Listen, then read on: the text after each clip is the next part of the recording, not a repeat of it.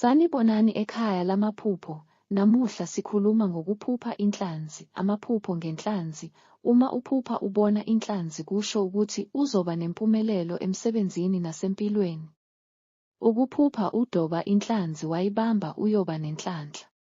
Uma iphunyuka uyolahlekelwa yizo zonke izinto ezisemqoka kuwe.